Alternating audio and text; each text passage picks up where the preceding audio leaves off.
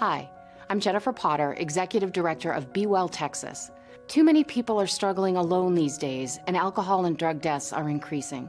We started Be Well Texas to offer high-quality, science-based addiction treatment and recovery services anywhere, virtually or in person. In many cases, there is no cost for treatment or medications if you don't have insurance. Really. Welcome to Be Well Texas. We're glad you're here. Visit bewelltexas.org.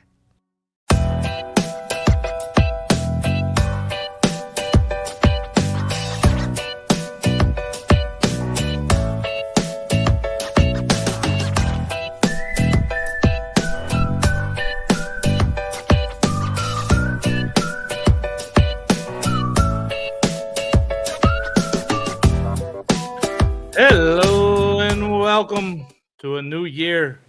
Same two people. March to the Pod, presented by Eternal Roofing. Did you notice the intro changed? I did. Yeah, we'll get New into year, that new a little. us, right? Do what? New year, same people, but it looks a little different. Every now and then, I do a little bit of work. Not too Rare. much, though. Oh, God, no. It's rare. But sometimes I do some work. We want to welcome you in. March to the Pod, presented by Eternal Roofing. If you're listening, thank you very much. If you're watching us live, YouTube, Facebook, or what was the other one? Threads, Twitter, YouTube, and Facebook. We're live on. We want to say thank you for joining us here. And if you have questions, make sure you fill in the comments and we will answer them as they apply as we go through. We're on season 2, episode 21. We're catching up with the Cats. We had a couple-week break here over Christmas, so we're going to get caught back up on things going on today. I'm your host and producer and formerly band member of catfans.com, Corey Hogue, the non-FBS insider at Dave Campbell's Texas Football. Find me on your favorite social media channels at Corey Hogue Sports. It's all one word, CORYHOGUE Sports. If you're watching, it's right there on your screen. The knowledge of this show is provided by the creator and manager of Sports of SHSU. I don't think he's ever been banned on Cat Fans either. Not to this point. Not yet, but Sports of SHSU, all one word, on Twitter and Instagram. He's the chief operating officer of the Cat Fund, proud Bearcat alum, Ben Sorrells. How was your Christmas and New Year's? It was good. A lot of travel, but it was good. Seeing a lot of people, friends and family. But New Year, ready to get back to work, already back to work. And the Cats are putting in some work in the portal, and our basketball teams are putting in some work on the hardwood. And I know we got a lot to talk about. We do. And before we get into that, we want to hear a message from our friends over at Eternal Roofing. Eternal Roofing and General Contracting is your choice for integrity work in the Texas Hill Country. Taylor Andrus and crew provide experienced quality roofing services with a mission of roofing with faith, serving with integrity, and sheltering homes in the spirit of stewardship. Don't just take our word for it. Here's what satisfied customer Pamela Allen had to say about Eternal Roofing. They did a great job on our patio roof, came out quick for a quote. The quote was very reasonable, and they started and finished work well and quickly. Not a bad thing to say about Eternal Roofing. Give Eternal Roofing a call today at area code 830-251-5673 or area code 936-215-8539, or you can email them taylor@eternalroofingtx.com. Once again, big thank you to our presenting sponsor and friends over at Eternal Roofing, who, there's a winter storm coming through the area here pretty soon. Yeah. Speaking of winter storms, the Sam Houston Bobcats brought their storm all the way to New Orleans. The Sam Houston Bobcats, who are they? Well, Corey's been around the last few days. Like, I had Bobcats Monday with the FCS National Championship game, so that's obviously still in my brain. Those are good, Bob. We don't mind those too much. Yeah, we could talk about the FCS Championship game a little. I know Sam Houston obviously was one of the 4 that were not named North Dakota State to win a national title at Toyota Stadium in the last 15 years. Yeah. I walked out of the press conferences last Saturday, and my wife said, "What do you think?" I said, I think it's North Dakota State. You know, Montana State just seemed a little too confident, a little too like this is a destiny type of thing. And, you know, Pulaski at North Dakota State, he came in there and that guy was like, there's no excuses.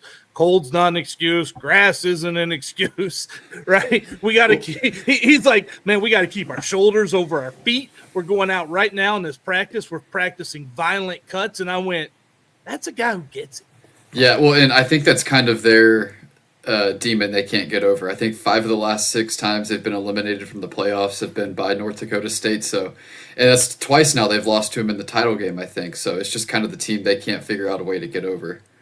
Yeah, it is. And, you know, part of that could be how you approach that week there in Frisco. There's a business mindset that you got to bring, a work mindset to it. North Dakota State really seems to have that. Yeah.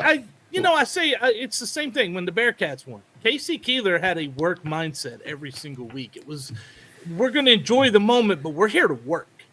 And that team that year, too, especially had it with all the adversity they went through and having no practice facility, carrying pads to and from practice, all that kind of stuff, COVID. So that team had what it took, and they showed it. Yeah, they certainly did. And this year's team had what it took for lots of things. And they showed it, too, at the R&L Carriers New Orleans Bowl. Let's get into a little bit of a recap of that. Well, a lot of bit of recap of that from a couple weeks ago, because if you're a Cats fan, you want to relive that victory, starting with Jalen Jimerson in this pick 6. After the 40-yard punt, they begin here on the 32. And it's intercepted! It's going to be a pick 6 for the Bearcats! Jalen Jimerson read that the whole way! And Sam Houston gets on the board first with a 29-yard interception return for a touchdown. Quick games have really test you out. But this is just a great job of getting out there and reading it out. And hey, it was a great job of getting out there, reading it out. And let me tell you, the Cats got off to a rousing start here. And this is one where I think they kind of tricked the quarterback, Ben, because as we're looking at this, you have the 2 corners on the outside showing zone. The safeties are even slanted, showing zone coverage. You've got 3 there, maybe a 4th coming. And then at the snap, they do bring 1 extra rusher, but they were trying to do a little screen. And what happened there, if you look, is they had a blocker. And you know what? They had this set up, I don't know, maybe okay. But if that blocker blocks Jalen Jimerson, this doesn't happen. He went right around him, Yep. man, like he was not even there.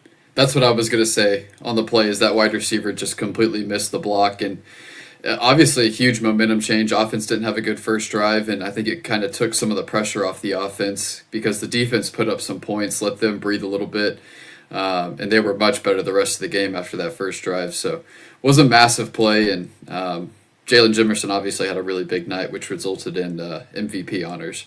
Oh, yeah, we're getting into all of that, too, as we go. But, you know, it was a great read. That's not – the wide receiver missed his assignment, didn't block, but that's a great read by Jimerson to see that get up there and just take it. And at that point, man, ain't nobody going to stop him. It could have been 90 yards. Yeah, it felt a lot like Rice, too, to open the year when David Fisher had a similar pick 6. And momentum was just all in our favor. It felt very similar. Yeah, it was. And then, you know, Georgia Southern said, hey, it's not over yet. So they tied it up at 7 on their next drive. And then towards the end of the first quarter, Kavian Gaither got in on the action. French with time. Over the middle. Intercepted again. Sam Houston All right, and so intercepted again, and on this one, Ben, this is one of two throws from this quarterback at Georgia Southern that I thought he was a little too confident in himself. Once again, you look at the alignment, everyone at snap is telling you it's a zone. You got your corners both set up with zone. Safeties are even turned, showing that it is a zone defense. They back out. They drop 8 here on a 3rd and 10, obviously. Rush 3. They don't even really get pressure on him. Don't need to, because even though they drop 8, and I see in this picture 2 cats right there, 1 Eagles player, and a ball that I don't care who you are from this angle, you're not fitting that ball in there, especially with a safety behind him. Right, yeah, and the ref there too. Yeah, I mean, look at that. He's trying to fit that into a 5-yard window. That football has to drop perfectly in there. Math tells me that's not happening. And if he does throw it over the top, the safety's probably lighting up the receiver. Oh, man, yeah, that's when you got to worry about, if not a pick, you got to worry about a targeting call at that point. And, hey, look, Kavian Gaither, again, dropped back, did his job, got the interception, and set Sam Houston up there at the end of the first half, kept the game tied. That was a big one. Yeah, and KG had a big night, too. Big night to end his career. A lot of guys had big nights for Sam Houston that night. A lot of them did, including Simeon Evans, who had a 33-yard touchdown to give the Cats the lead with 5:46 left in the first half. Watson on the tunnel screen. To Evans. He's going to go. Touchdown. 33-yard pitch and catch to Simeon Evans. Hunter Watson just dealing. This is a great job by the offensive lineman. The big boys getting out in front. And then Simeon Evans. There is so much to break down from that fantastic play right there, Ben. And, you start, first off, I'm looking at the box here. You've got your 5 linemen. You have an H-back and a tight end. So you've got 7 guys in the box, which has forced Georgia Southern to put 8 up there. So they've got their down linemen, their 4 down linemen. They've got a couple linebackers, 3 linebackers there. And then they have a cornerback also in the box here. And when this play starts, what really made this play, Ben, it was the play action. The fake right here to the running back, I'm guessing Ducker. That was McKinney. It was McKinney? Okay. Yeah. So when he puts the fake, you see this entire defense, linebackers, every single person starts going. And the other thing about it, too, what really sold this as a run is that the left guard pulled like it's a power. This could have been an RPO, very likely an RPO. And if you look at it, if he hands it off to McKinney, he doesn't really have numbers over here, right? No. But if you look over to the left side, you've got 2 and 2, and pretty quick, there goes 3 offensive linemen as the ball is thrown, headed out, and now the number situation is not good for Georgia Southern. You've got Ife throwing a fantastic block. Yep. Out on the outside. You have Hagler. You have Dawn, Dietrich. Yeah, and they're out here leading. And first off, that poor safety that came up over there, safety or corner, DB, whatever he is, at the 30, you see him like, nah. And then the safety, 22, has got 2 big guys looking for him. At this point, man, all Simeon has to do is just take off and run, because that's a touchdown. Yeah, and like you said, great block by Ife, because you got to hold it longer than you typically do on a regular screen, because there was kind of the RPO action, and then just a great job by the O-lineman to get upfield, and Simeon had a big night and really good into the season, too. I mean, he was incredible in that bowl game. He did. And then when we look at this from kind of behind the defense view, you see that how that play action with the guard pulling took the defense believing it's a run. Yep. Every single defensive player outside of the safety 22 is headed to the left to stop McKinney. And when they really, and like you said, look, Ife's got that man on lockdown out there on the corner. That guy is not moving an inch. What a block that was. The rest of it was just academic. and a lot of speed from Simeon. I love the celebration too. Yeah, oh, yeah. He did that towards the end of the year a lot because he was scoring a lot. Well, that's a good thing. If you make the end zone, you can do whatever celebration you want. Well, that put the Cats up 14-7. It went 21-7 just about 2.5 minutes later when Hunter Watson hit a 2-yard touchdown run. Watson, low snap, keeps it anyway, and gets in the end zone for the touchdown. A 2-yard plunge. Watson turned near disaster into success.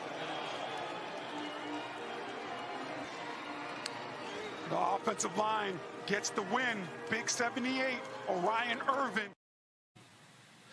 And again, that was an offensive line. But here's one, Ben, on this run here, that snap actually helped kind of open up a hole, gave enough time for the hole to open. And once again, this is a great play call against this defense. The defensive line is slanting to the right. Every single one of them are going to slant to the right here. And what that does is that allows 71. Dawn. That allows Dawn. He just kind of lets that go by. He just rides him. He just rides him by, opens up that hole.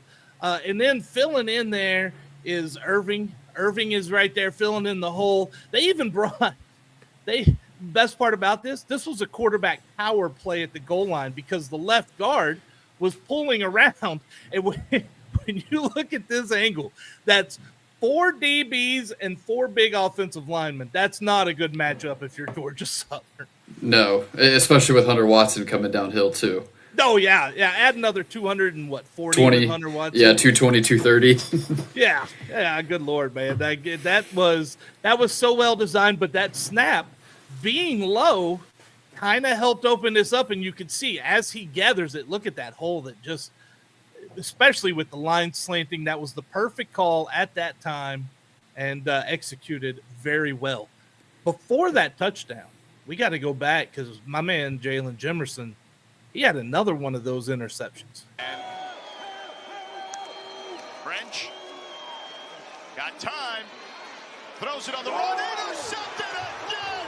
Jalen Jimerson, his second interception of the game, and he gets taken down inside the 15. You remember when I told you this quarterback was a little too confident in his arms sometimes? Yeah. Here it is again, and again, we're gonna look up top. They're kind of showing they're showing a man coverage with the corners. Safety is showing a zone. It was and also right before the snap, you see Gaither start backing out.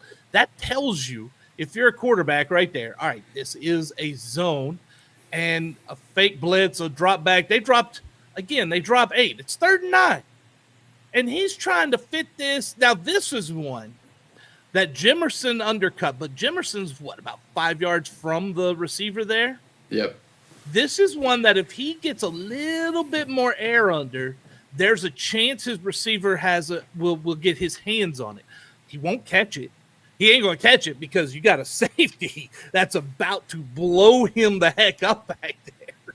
Yeah. Well, and it was a really impressive play by Jimerson too. I mean, he was going to get a hand on the ball regardless, but to pick it off with one hand like he did on a ball that was thrown pretty hard, I mean, the hands were really on display there. Yeah, and another thing I want to point out too on this, because this is a lot of what helped this. That 3-man rush, look at that. They won their battles on the outside. You've got 3 guys to take your defensive tackle. And by the way, he's already pushed them 3. He's pushed 3 guys 3 yards deep into the pocket. You've got your defensive ends both winning their battles, forcing the quarterback to step up into the pocket there. And once he did, now Jimerson's reading his eyes. And now he sees him panicking. And like you said, man, made a good drop, that good one-handed catch, and then returned it back down there to the 12-yard line. Yeah, and that was a huge drive, because I think Sam Houston started with the ball. I mean, if Georgia Southern can convert on that drive there, maybe they go score, get the ball back to start the second half. The momentum could really change, but then it turned into a 2-possession game because of the interception. So once that happened, I had a pretty good feeling that the Cats were going to win it. Yeah, there's no 2-for-1 at that point, but you might have been confident. But I don't know if many Cats fans were, because of what happened there at the end of the first half. Gavin Stewart, they drove down. And look, they got a chance for their 2-for-1, right? They went down at the end of the half. They got a 49-yard field goal from Gavin Stewart as time expired, pulled within 21-10. You're feeling good going into the break. Coming out of the break, midway through the third quarter, Jalen White adds a 1-yard run. Now the Cats are up 21-16. And what happened after that is a critical play in this. Georgia Southern went for 2. I love the call, right? You want to pull within a field goal. The problem is they didn't make it. And that left the Cats up 5, which allows them now a touchdown, makes it automatically a 2-point or 2-score game. And it really played a role later in the game, I think, too. Georgia Southern pulled even closer. Another 49-yard field goal by Gavin Stewart made it 21-19 at the end of the third quarter. And now, you might have been confident, but I don't know how many Cat fans were confident going into the fourth quarter at 21-19. Yeah, it was getting a little testy, but as bad as the 2023 team was in one-possession games, this team was the complete opposite in one-possession games, and they found a way to pull it out once again. Well, they did, and a lot of that, again, goes to Simeon Evans with another outstanding play. They've got some good push up the middle. Play action to the outside. Complete to Evans, who spins away down the sideline, breaking tackles, dragging defenders down near the goal line for a touchdown. And break tackle. He's done it twice with Evans. Remember, he had that 33-yard score earlier. But look at this. I mean, just the strength. Ooh. Good call there. He did not make it in. But as we look at this one again, now they're lined up in man. You see them all lined up in man. Their shoulders are facing the defensive backs, and they are in a man coverage. It looks like they might be bracketing Noah Smith here in the slot, which is very, very interesting to me, because that's part of what made this play so successful. You've got the safety over top of Noah, the defensive back cut underneath him, leaving Evans one-on-one outside. And once he caught that, listen, if I'm the defensive coach, I am furious at this tackle attempt. There was no chance to break down, no attempt to do it the right way, and you gave up an extra 20 yards, and then Simeon carried a guy another 10 yards close to the end zone. Well, it was also 2nd and 2, and he's given like 8 or 9 yards there at the line of scrimmage, and Simeon just kind of broke it down at 4 or 5 yards, and the ball was there after his break. And so even if it was a good tackle, it's a great first down play for us with the amount of room they're giving us there at the line of scrimmage. Yeah, look, you could have run or thrown on this one, because, again, is going back and looking at that format, they're 8 yards off both wideouts. They're about six yards off of Noah there, who they're going to bracket. Their linebackers are another 5 yards off of the ball. You could have run this one. You could have passed this one. But guess what? The play action, once again, they're expecting you to run because of how they're set up. Both linebackers crash because they're expecting they're run fitting there. They're expecting that play action comes out. It goes over to Evans, and then, like I said, the rest is just kind of history at that point.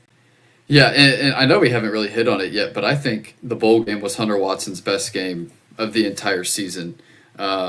Just kind of from start to finish was really, really excellent. And I think he had a season high in passes.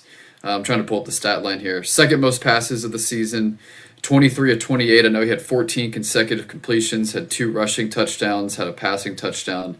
I mean, he was about as good as you could possibly be, and that was really good to see. And I know we'll get into it at some point, but can Hunter Watson kind of fit Phil Longo's offense? I think if you put trust in his arm, he can, and we'll see what happens. But I thought it was just an incredible night from Hunter Watson.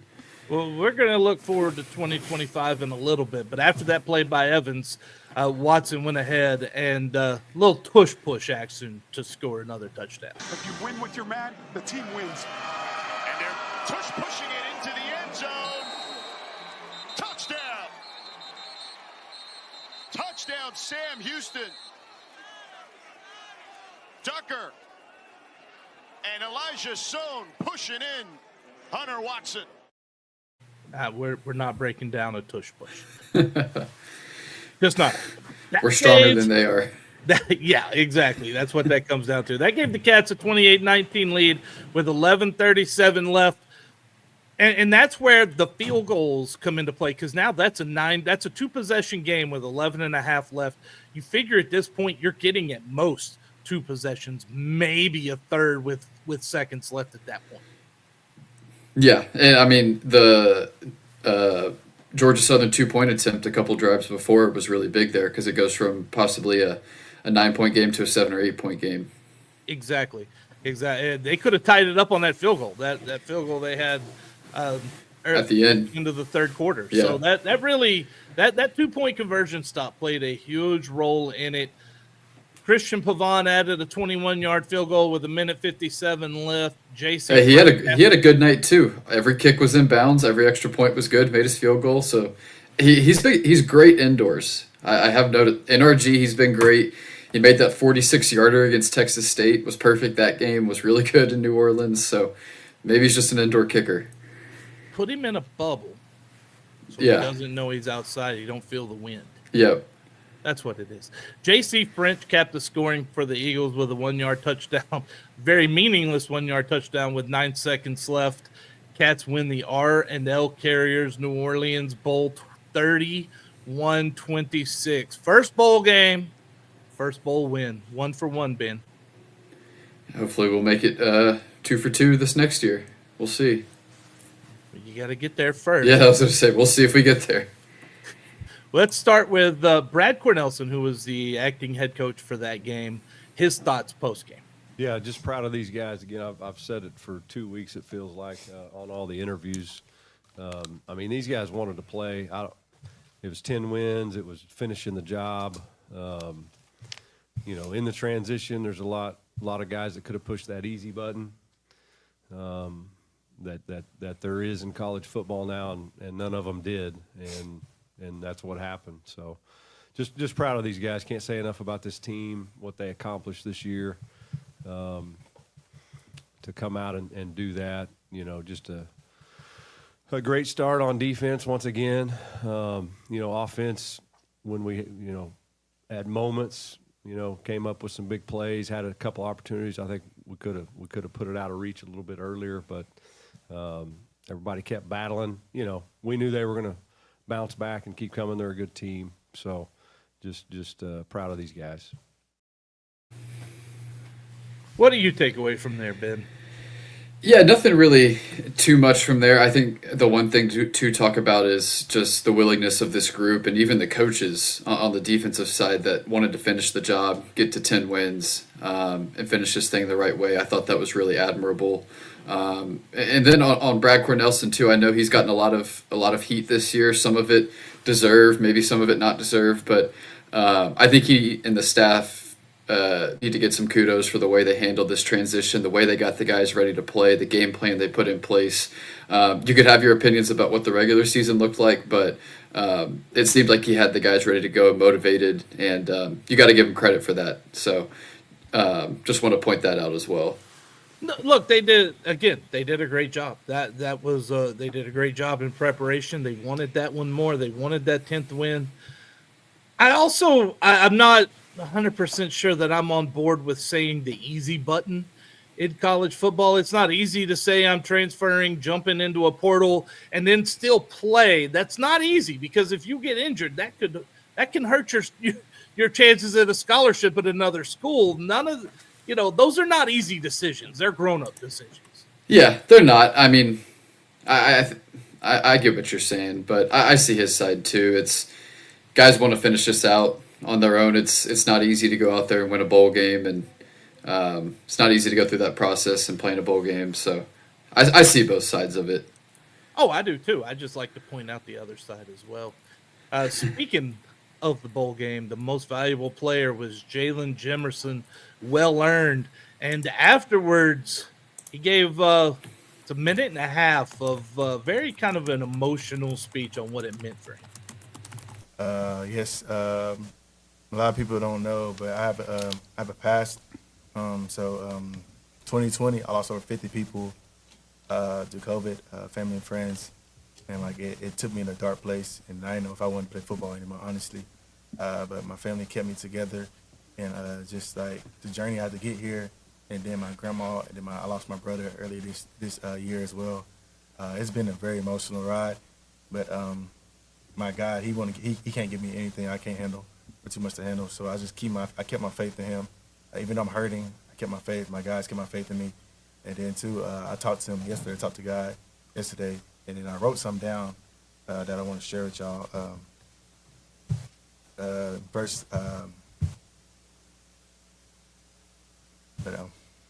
excuse me. Good, brother. He said, I always write, I manifest. Just speaking is just the more you say it, the more you say it. But I said, be unforgettable. How do you want to be remembered for?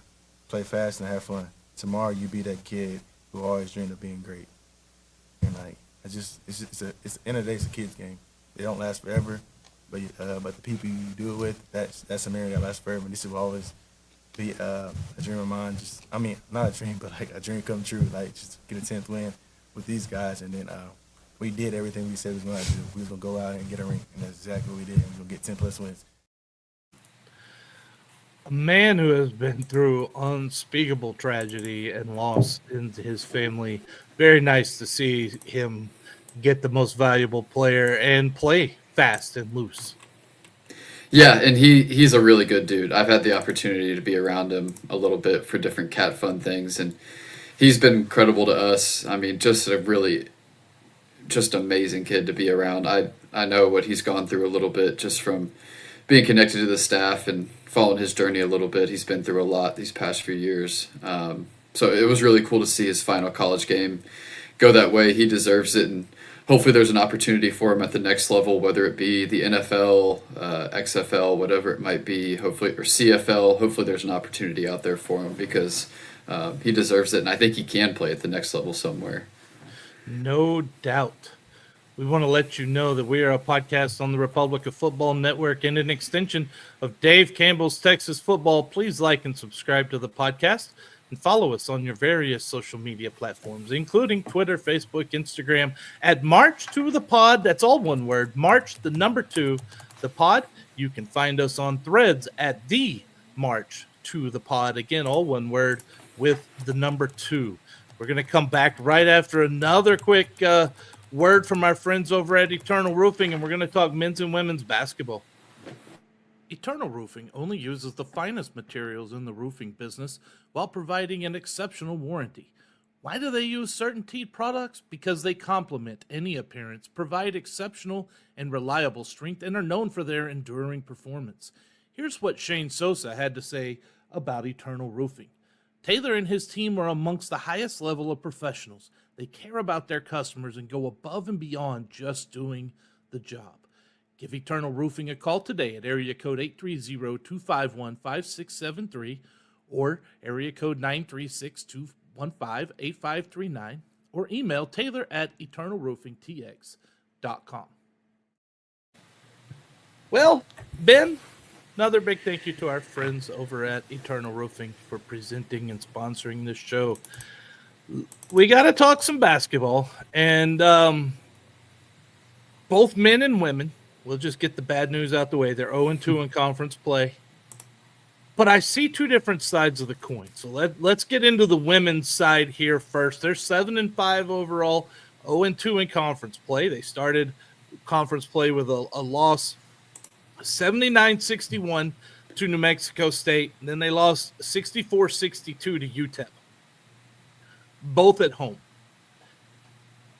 When we get into the standings here, I think we're going to see very quickly that winning at home is the key to winning a conference championship. You've got to win at home. It's almost like baseball, right? Like you got to win at home and you need to go 50% on the road. Yep. You got to have close to a 500 record on the road and then take care of your home business. The women not doing that in a big way to New Mexico State, that really hurts right now. And especially I would say even the second game is probably worse, where they led 95% of the game. It's UTEP's second leg of the road trip. Typically teams are a little more tired in that second leg of the road trip, and losing on a 3 in the final 5 seconds. I mean, that one really hurts. And like you said, it's all about winning at home. Sam Houston men won the league at 13-3 last year, went 8-0 at home and 5-3 on the road. So if you go 8-0 at home and even 3-5 on the road, that could get you a top 2 or 3 seed. So it's really all about hold and serve at home when it comes down to it. It is, as we look at the Conference USA standings heading into this weekend's action. You will see that La Tech, Middle Tennessee State, Jacksonville State, they're all undefeated up there, and all those are home victories. And then when you look at conference home, Western Kentucky and Sam Houston, they're behind the 8 ball to start with. They are, yeah. And another thing on the women's side of things, similar to volleyball where WKU wins every year, Middle Tennessee is just unbelievable when it comes to women's basketball. Liberty was a lot of people's kind of dark horse pick, and they had a pretty good non-conference, and they lost by 30 to Middle Tennessee. So it's kind of a conference where everyone kind of feels like they're playing for second, and Middle Tennessee is probably going to win the league again this year, it looks like. Well, that means you got to make the tournament. To make the tournament now, the Cats have to make up some ground, and they're going to have to win some games on the road, which means tomorrow night is very important. They travel to Liberty 6 p.m. tomorrow night, and then they go to Florida International at noon on Saturday. I mean, best case scenario is a sweep, but I think they have to come out of this with a 1-1 weekend. And this might be the hardest road trip in Conference USA because you go to Liberty, then you got to fly to Miami on almost a 36 kind of 40-hour turnaround. That's a really tough trip. Liberty's a really good team. So if you could find a way to split, that's a big win, especially when you got Kennesaw and Jack State coming in who aren't really the powerhouses of the league. So if you can find a way to split, you're okay. But, I mean, even a split's going to be tough on this road trip. Well, for the men, they are 7-8 overall, 0-2 in Conference USA.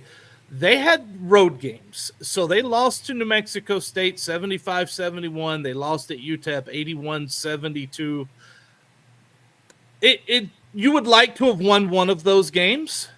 I don't see either one of those as a bad loss, though, right now. Yeah, and just to kind of recap them, too, New Mexico State, I mean, we led by probably 5 in the second half, 5-ish. We led for about a third of the game. It was a lot of back and forth. And what it came down to is a tie game, final 2 minutes, and New Mexico State kind of threw up 2 prayers there towards the end, and they both went in. It was just good defense, better offense, and came out on the short side of it. And UTEP's just a really good team and extremely physical, tough to play them at their place. Even last year, we really struggled there and got it within 2 in the second half, but just kind of ran out of gas there at the end. And this is a team that's playing 7-8 guys in their rotation, really 6 that are playing meaningful minutes because you've got no Damon Nicholas.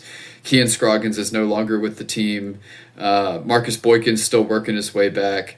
You're without Shek Njai. You're without CJ Beaumont. So you're really down to 8 or 9 scholarship guys. And so the depth kind of really took a hit there towards the end of that second game against UTEP. So we'll see what they can do at home. I know Thursday night's on national TV, but definitely saw some glimpses. I just think they ran out of gas at UTEP and just kind of were on the short end of things against New Mexico State. You got to go 9-10 deep these days in college basketball. We went 10 deep last year, and it was a big advantage for us. I mean, we were 2 deep everywhere. And this year, New Mexico State, for example, you played, 4 guys, 35-plus minutes. One had 30-plus. Another had 25-plus, and another one played like 3 or 4 minutes. And so, I mean, there's some big minutes being put on these guys, and we'll see how they can kind of handle that wear and tear throughout the conference season. Yes, because when you get to tournament time, that's when that shows up. Yeah, and another thing, too, about this road trip for the men is New Mexico State, I mean, that was a 50-50 game to the very end. You lost, but they beat Louisiana Tech, the preseason favorite, by 30 2 days later. I mean, Hooten's got those guys rolling, and you went in there and gave them everything they asked for. And then UTEP might be the best team in the league right now. I think they're 12-3. And they are very, very good. So, are we surprised, man? Seriously, no, that's really good. Yeah, and I think he's finally got the culture he wants there put into place after being there a few years. And so it would have been nice to split, but I think this team's still okay, especially if they can hold serve at home, which is what they've done every year for the past 4 or 5 years, especially in conference play. So it's a big week. Need 2 wins, but if you can get those 2 wins, I think you're still in a good spot. Taking a look at the standings as they sit right now, UTEP undefeated at home, undefeated in conference, same with New Mexico State, Kennesaw State. Liberty's 1-1 at home. That is, and FIU's 1-1 at home. That's a little bit. Middle Tennessee and Western Kentucky splitting in that road trip, each of them. That gives hope for this weekend for the games coming up here starting tomorrow night. Right. Yeah. I mean, Liberty looked really good in the non-conference, but they fell to Western Kentucky, and then Western Kentucky kind of got blown out by FIU at home, and so it's tough to win on the road. And these teams are still beatable. I mean, there's definitely a chance to still be able to beat these teams, even though some of them have had some really good non-conference play. You talked about the preseason favorite La Tech. They're 0-2, by the way, on the road. Yep. They lost to UTEP by like 12, so. Yeah. They're going through. I mean, it just is what you've got. It's hard to win on the road. It's hard. USA. Yeah, it just is. So tomorrow night, 8 p.m., Johnson Coliseum. Look, you don't have any snow. You don't have any ice coming. You don't have any reason to not get your rear end in a seat at Johnson Coliseum. It's on, I believe, CBS Sports Network. Is that correct? It is. Yep, 8 o'clock. 8 o'clock, CBS Sports Network against Liberty. 2:30 Saturday afternoon against FIU. They need you. They need you fans to be there, to be loud, because they don't have a lot of depth right now, and they really need some help. Yeah, be there, be loud. Should be a good environment. Get your face on national TV. Send it to your friends and family. Have a good time. That's right. Hey, you know who else has a good time? Who's that? People will become members of Cat Fund. And you want to know why they have a good time? Because they get a lot of cool stuff. They get some cool stuff like, look. See that? Look at that. Oh, what? Took back Texas sticker. Yes. That came in like the day after we did the last show. And I was like, I gotta hold on to that for the next one. There you go. Yeah, a lot of cool stuff. And we've got some more cool stuff coming up. We've got... Really, in 2 weeks, we've got some really good stuff. We've got our baseball auction at the Walker County Education Center. Definitely want to be a part of that. We've got some really cool auction items, silent auction items. We're going to have the whole team there, all the coaches, some very notable names that are former players that are going to be there. So definitely want to show out to that event. The next day on Saturday, we've got a meet and greet with Coach Longo at the Field House for Cat Fund members. So definitely want to sign up, become a member, figure out how you can get involved, support these student athletes. We've also had some exclusive content over there. We've got a really in-depth roster tracker going for the football roster. Had some news on coaches that we'll get into a little bit later. A little bit of portal news also. So you definitely want to sign up, become a member. A lot of good stuff for you, but ultimately you get to support athletes at Sam Houston, which is what it's all about. Well, that is the most important part. So tell them where to go and how they sign up. Yep, cat-fund.com. As little as $10 a month, you can sign up and become a member, and definitely want to do that and support these athletes. If Corey can do it, you can too. And then when you go to try to get your exclusive Cat Fund access, you get banned. You do. It's just, yeah, I'm an imposter. Yeah. I don't know that I'll let that go for a while, honestly. I have too much fun with that one. I think it's funny. I love it. I do too. I have fun with that one. And also have fun anytime we get a chance to talk about our friends over at Eternal Roofing. And the calendar's turned to January. It's going to tell you in this ad how to get those Christmas lights up. You might want to jump on that calendar pretty quick. I'm just saying. Right, Ben? Yep. Jump on the calendar. Here's how you're going to do it. Eternal Roofing is locally owned and dedicated to giving back to the community by supporting local organizations and charities. They are also the winner of Next Door's Neighborhood Faves for 2 consecutive years.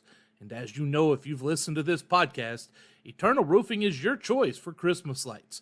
They provide premium lights tailored to fit your home, season-long maintenance, and hassle-free removal. Kyle Tatum said, "They're very professional and great quality, on time and clean, and really made me feel like they cared for me and my home." Give Eternal Roofing a call today at area code 830-251-5673 or area code 936-215-8539, or you can email taylor@eternalroofingtx.com. One more time, big thank you to our friends over at Eternal Roofing, the presenting sponsor of this mess that we call March to the Pod, that is taking a moment to look ahead to this 2025 football season. Before we go any further, we're going to go back and look one more time at 2024, because Ben said the Cats would win the New Orleans Bowl 24-21. Corey said Georgia Southern would win 27-17. Clearly, I was very wrong again, but that's okay, and I'm going to tell you why. First off, Ben did great. 7-6 versus the spread, which, oddly enough, that's what the Cats were versus the spread this year, right? Because I pretty much picked them every game. Yeah, and 7-6 on the over/under this year too. So you did well. That makes you about one unit in betting. If that, right? Yeah, 14 and 12. You have to hit 53% to make money. Right. That's the key. I'm not a degenerate, not saying that. Friends told me that you got to hit 53%.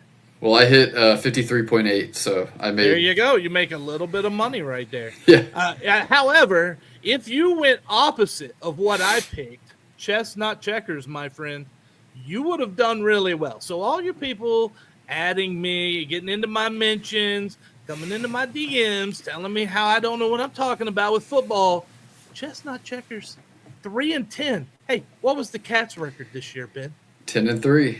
How about that? Chess, not checkers, people. If you bet opposite me, you made a lot of dang money. Just got to fade Corey.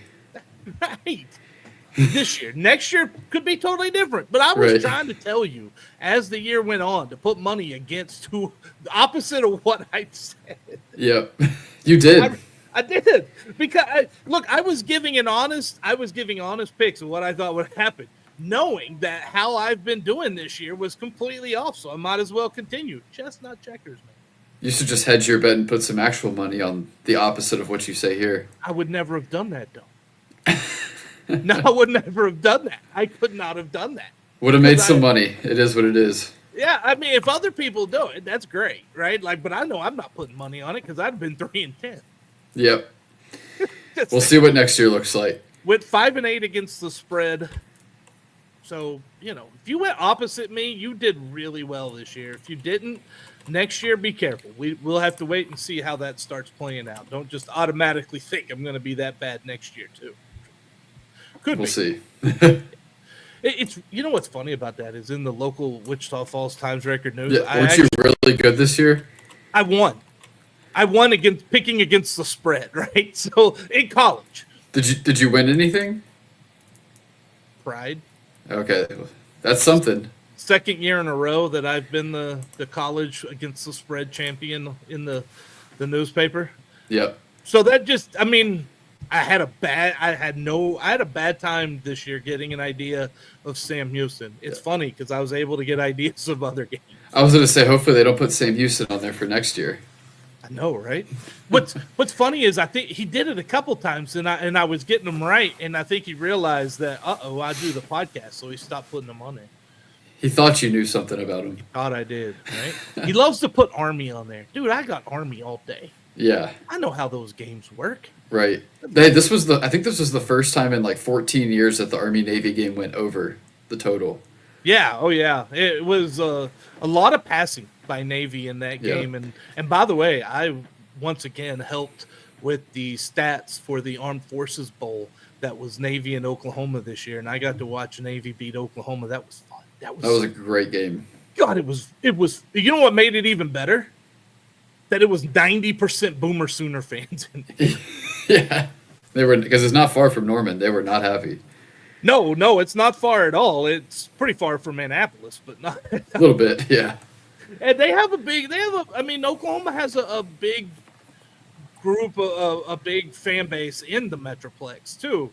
And so, yeah, they sold that place out. It's the first time that thing's been sold out. Let's see, it was the second most attendance in stadium history. In the history of Amon G. Carter, the only game that had more was when TCU played Colorado last year. That was a big one, too. Yeah. So that tells you the type of crowd that was there, and to watch them, man, they were so angry. One of them was yelling at me in the parking lot because he's like, we're trying to get out, right? We're pulling out. And this guy, like, he's cutting in. I don't care. Like, I'm just getting up close because I'm having fun. This guy rolls his window down to start telling me he's got kids in the back. It's 4:00 in the afternoon. I don't care about your damn kids in the back. Oh, right? man. And his wife is sitting there like, oh my God. And I'm like, dude, what are you getting mad about? Right. And then when it opened up, I was like, go. Say.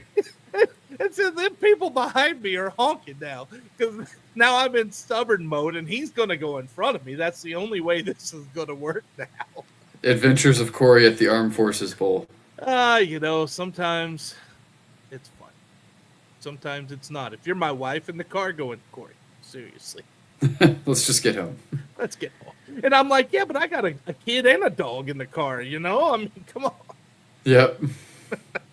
Anyhow, let's get into what matters back with the Cats here. And news on some of the staff movement. John Johnson is going to New Mexico with my choice to be the next Cats head coach. Coach Eck. That's right. He's going to New Mexico with Jason Eck. North Texas, they're going to have a damn good coaching staff. And defense, yeah. Yeah, they are. I mean, are we going to call them Sam Houston North? Yeah, the North Texas Bearcats or the Sam Houston Yes. Eagle. Well, yeah. Sam Houston North, like, the Rangers North, the Texas Rangers North when the Orioles used to take all their players. Right. Yeah, they're good. They're going to be good. They will. They will. And then another one, I don't know if you're going to say it, was Chris Buckner's going to Prairie View A&M to be their offensive coordinator. Yes, I've got wide receivers coach, passing game coordinator Chris Buckner is headed to Prairie View. He's going to be offensive coordinator and quarterbacks coach for Tremaine Jackson on the Hill. That news was broken by Zenitz, I think. The news of Tremaine Jackson. Oh, yours truly, That's Scoopski Potatoes. That's right. Do you want to hear the inside of how that one happened? I would love to. Okay, so, that weekend I am at the state high school football championships. Even though I didn't have to work, I'm there to watch the state high school football championships because I'm a junkie, and my wife said, why don't we go? My wife is also a junkie. Works out well.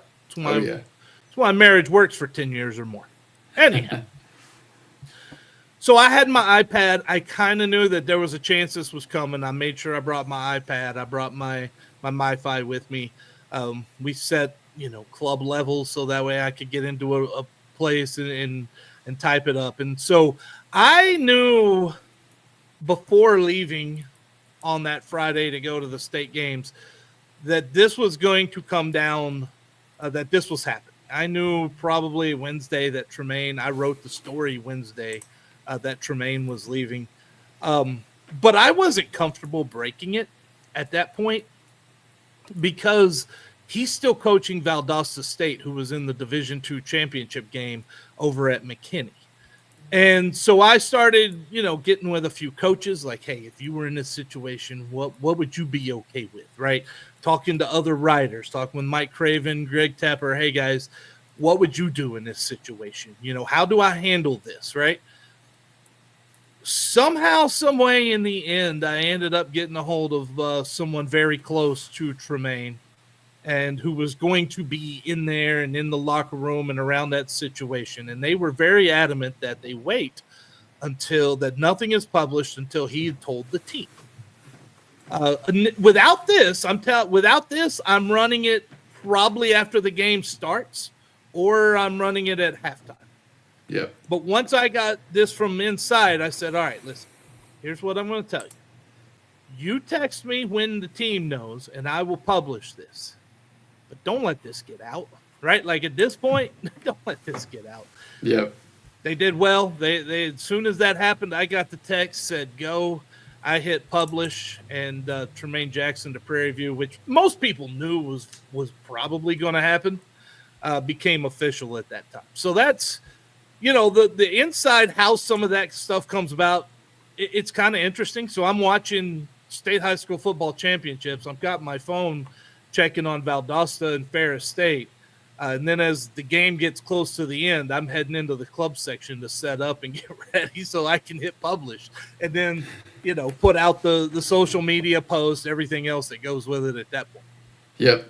I've been there in some of those too, trying to figure out when to go live with different player commitments, coaching moves, stuff like that. And speaking of this coaching movement, I didn't know where everybody was going exactly, but I did hear about a week ago, and I posted it on the Cat Fund page, that there was more turnover than expected. I know Bobby Williams said on his podcast, right as the hire was made, that they had deals in place to bring back staff that weren't leaving with Coach Cassidy, and that was the plan. But then I heard that there was more roster turnover or coaching turnover than expected, and we're starting to see some of that come to fruition with a couple of these position coaches leaving. So not a big surprise. I'm not surprised. I didn't think there would be a lot of staff stay.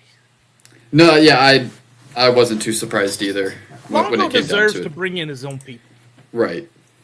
Right, we got to let Longo bring in his own people and build it himself. By the way, Matt Merkins is staying. He is staying. Yep, Matt Merkins is staying. Talked to him yesterday. Hey, do you want to know who the offensive coordinator is? It's over Get on over the to Cat Fund. Go It's there. sign up at Cat Fund, then you get inside that exclusive section at catfans.com, and you can know who the offensive coordinator is. You know who's not going to tell you? Not me. Yeah, not me either. No. Yeah, you gotta sign up, and I got it from someone. What is today? Wednesday, probably Sunday, and I heard another person call me today, telling me, "Hey, this person's going to be the offensive coordinator." I'm like, I know, yeah. So I've had it come from two different people now. So I think it's a good hire. Yeah, hey, look, Gabe said it's not going to tell you either, so you're not getting it. Yeah. Out of this podcast. It's just not happening. So get over to catfund.com, cat-fund.com, sign up, get your exclusive access to Cat Fans. Don't tell them I sent you, because then they'll ban you initially. But get into the exclusive section. You can find out who the new offensive coordinator is. You can also get a lot of roster updates, and we got a few of those. Yep. Here's an interesting one. You mentioned earlier Hunter Watson. Can he fit in the Phil Longo system? I know you need competition, but when Mabry Mettauer, Yep.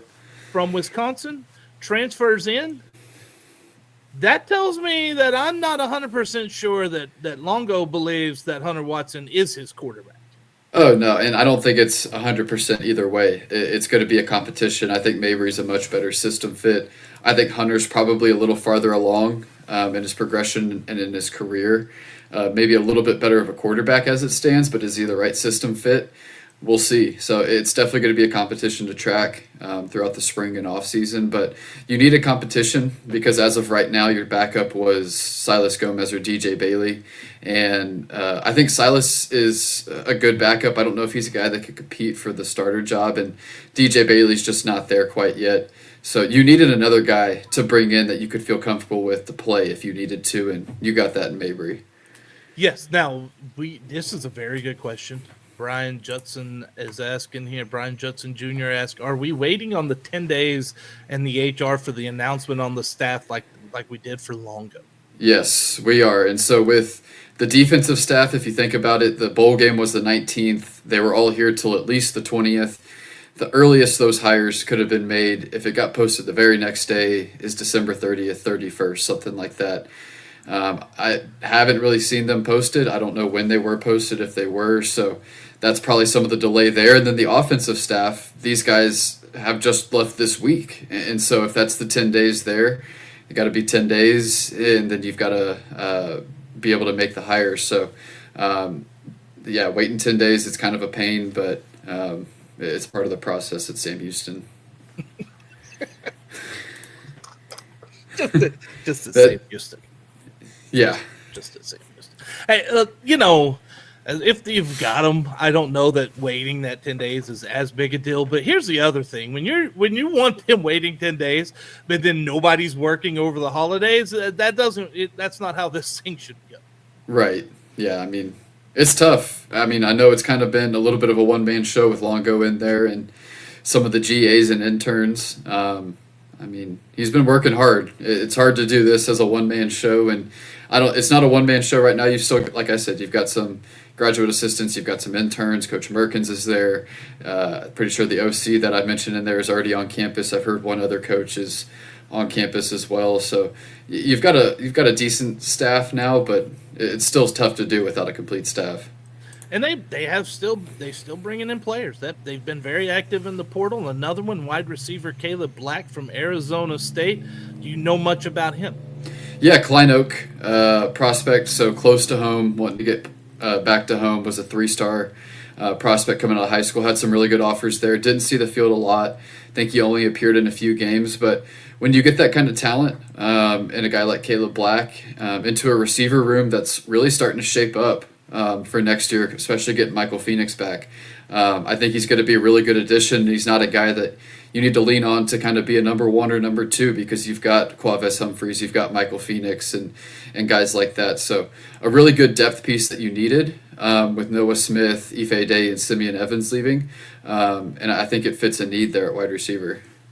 Cornerback Jace Arnold from Wisconsin. It's not every day you see a guy transfer that was a defensive player with an offensive coach, but hey, what do we know about Jace? Yeah, he 2 years at Wisconsin. He played a lot of special teams this last year. A little undersized. I think that might have been why he didn't maybe break into the rotation at Wisconsin. He plays corner. I think he's only 5'9", 5'10". So like I said, a little undersized, but I think that's the kind of guy that could be able to compete at the Conference USA level. I think he was a 4-star guy coming out of high school, had a bunch of offers. Like I said, fits a need. You really don't have a ton on the defensive side, and he's a guy that definitely is going to compete for playing time, if not a starting spot. And both of your starting corners are gone from last year, and David Fisher and Davion Armstead. You bring back Iman Allen, who's probably going to be a starter, and so he's probably going to compete for that second starter spot. There's two most important positions on the football field. You hear me talk about it all the time, and the Bearcats are adding to the main one of those, and that's offensive line. They've got 2 of them. JUCO level guys here: Peyton McDonald, Iowa Western, Zomarion Bryan from Kilgore. You've got 2 top JUCO programs, and to tell you how people know Kilgore, right? But Iowa Western, that's not only where Hunter Watson was at, but I've talked to plenty of coaches who have been on the airplanes headed to talk to players at Iowa Western from Texas. That is a JUCO program that on national level is just as good as anything in Texas. Oh, yeah, and I think they've won, 2 of the last 3 national titles at this point also. They didn't win this year, I don't believe. Was it Hutchinson? Yeah, I think they might have made the title game but didn't win, but they've done a lot of winning the last few years. You also got Luke Eckert from there, who played a lot for you at left tackle this year, and both of these guys were players that had a lot of FCS offers, didn't have a lot on the FBS side, but a ton of FCS interest. I think they both have really good size, 310 plus, which is what you want to see. And like you said, coming from 2 very good programs, one from in Texas that you're familiar with Kilgore, and then Iowa Western, who is really good also. So they're a juggernaut right now. Yeah, and you're pretty good on the O-line, at least from a starting perspective. You kind of needed some depth there. You bring back Orion Irving, James Dawn, Colt Dieterich, guys like that. Luke Eckerd. So that's 4 kind of guys that started multiple games for you, if not the whole year. And so adding some depth pieces is really good, and I think it's a good sign. You never have enough offensive linemen. That's what I'm saying. You got to add depth. You got to go. Never. That is the most critical part of your offense, is that line. Before we get to the final guy, I want to say West Michigan Whitecaps. If you're watching, that's the hat I'm wearing today. This was the Christmas present from the wife. I've got a few new hats, but the one that the wife got me obviously is going to go in the first show. That's just a given. Yeah, Whitecaps on the cap. Whitecaps on a Navy cap. Yep. Looks good. We each need to wear one of our minor league hats the week baseball starts. You know where we're going to be when baseball starts? At a baseball game? Damn, Houston. Oh, really? Yes. Oh, that's right. You told me you were going. Yep. We got tickets to that Frisco Classic this year. We're going to be there when Sam Houston's there. I think the LSU's there, Nebraska's there. There's one other team. Iowa, yeah. Yeah, we'll be there for one game, maybe. I can't remember. Anyhow, I'll have to look back at that later. One final player we'll get to that announced today that he has signed, and that's Cornell safety Trey Harris is now a Sam Houston Bearcat. Do you know much about Trey? Yeah, this is one that's really exciting. I mean, outside of Mabry at quarterback, this is probably the biggest one we've gotten so far. 3-year starter at Cornell, so you know he's smart. And has performed really well. 128 tackles the last 3. You at least know he's smart. You got that going for you. He's not dumb. Yeah, no, he is not. But 3-year starter there, has 128 tackles over the last 3 years. Love his size at safety, 6'4", 205. So that's a really good sign there, and had some other FBS offers. So really excited about this one, and I think he's a guy that could probably be a day one starter for you and make a big impact there on the defense. And he's really going to help that team GPA. He is. It's going to be a little bit better than the one Texas State posted the other day. All right. Well, listen. There's a few things. Number one, Texas State posted, what was it, a 2.84 GPA? Yeah, I think so. Mary Hardin Baylor, about a month or so ago, posted a team GPA of like 3.5 or something, but like 60 players were above 3.8 or something crazy like that. So yeah. The other half were failing. I'm just saying. Also, Matt Brown at Extra Points, he put out a newsletter. If you're not a part of it and you really want to get inside some of the college, go subscribe to his newsletter. It is great.